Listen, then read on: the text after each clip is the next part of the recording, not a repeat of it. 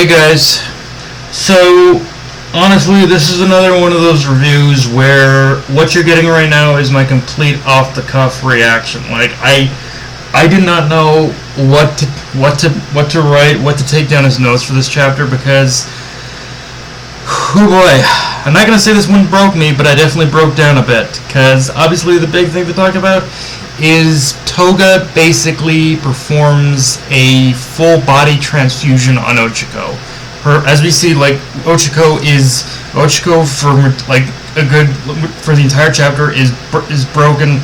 Like her body's she's basically at the near brink state of death, and until Toga decides that she is going to give Ochiko all her blood. She's basically sacrificing every part of her, all that she is, in order to save Ochiko. And yeah, I'm like I said, this in itself is a pretty standard trope of one sacrificing himself to save another.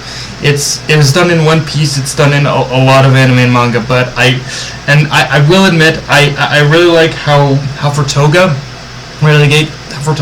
This is one of those things where it really did kind of come full circle in a way for her, because as she said outright, it was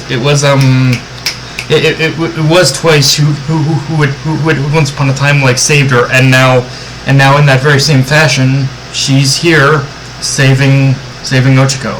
And I think honestly, like as people pointed out, I think that this was kind of an inevitability. Like there was really no way. I think. I mean, obviously, personally, I would have liked to still see her kind of like. I would still have liked to see her kind of like.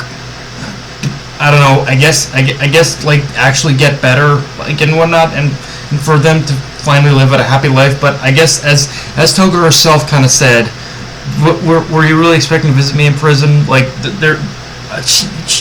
there was a point there, like for Toga, she kind of realized there really was no going back for her. So the best way I think for her, the best way she felt was in order to atone for all of her sins, all of her crimes, as society would see her, was to basically save at least one life worth saving. The one life who had saved her, Ochiko Uraraka. And yeah, like again, this is again another one of those and again, honestly, just the page layout, the art, the art style, everything about this chapter was beautiful. Like honestly, I think this is honestly one of Horikoshi's more like beautifully artistic chapters. Like just the way he did the backgrounds, just the way he paneled and constructed certain moments within each page. It really felt truly like a cinematic experience in manga form. And yeah, I think that's one thing I think Horikoshi is always consistent on, is his art. And again, the art in this chapter was freaking beautiful. Now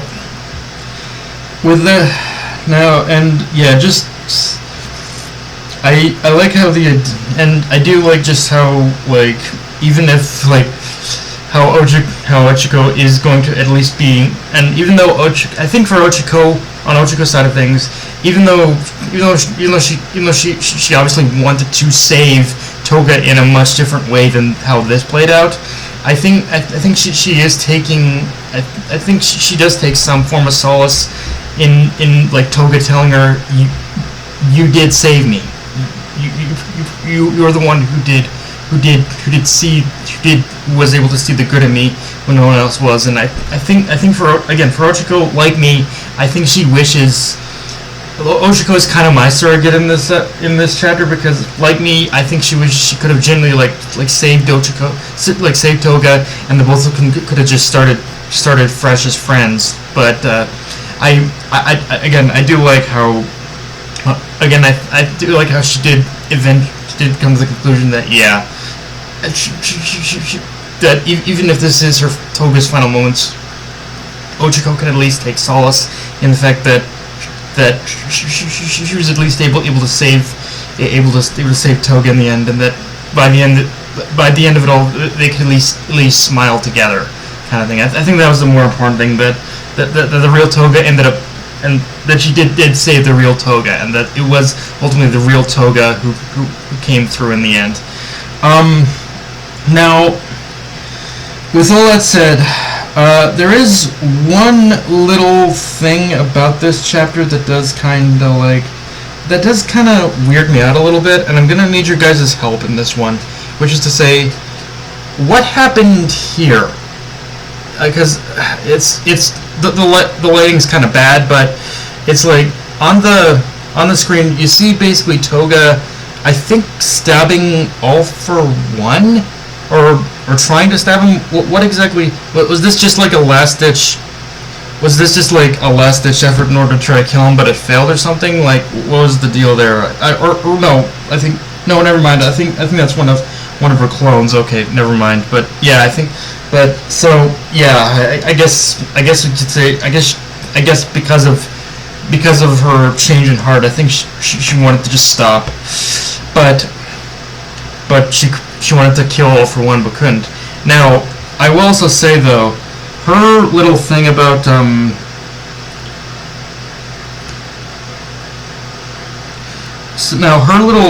I will say her little thing about the League of Villains destroying everything. And the whole idea that the world the League of Villains will create will be free for her to live in. I'm not gonna lie. I know that scene in itself is more just her lamenting about maybe the role she played in that. But I do also wonder if that's Horikoshi's way of like maybe foreshadowing that even if they stop All for One, even if they succeed in finally putting an end to him, the villains are still gonna win in the end, possibly, but it might still be in some way a win for villainy. Like, I don't know, maybe I'm overthinking that, but it feels like something ain't gonna go right there, that's for damn sure.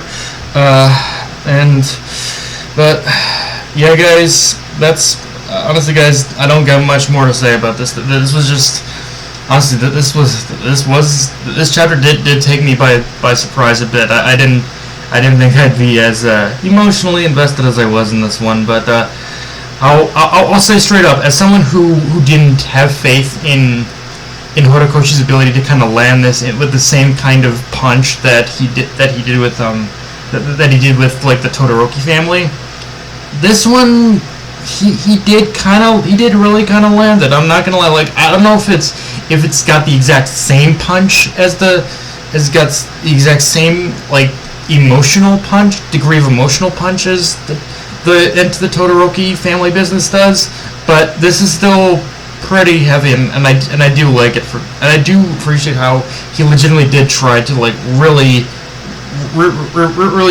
just give Toga a fitting final moment, I guess you could say. But yeah, guys, that's pretty much all I got for this review. If you enjoyed the video, like, comment, subscribe. Follow me on Twitter, Analyst Crunchyroll, push the notification bell, subscribe button, and just share it around, guys. Dark Knight of Anime, signing off. Later, everyone.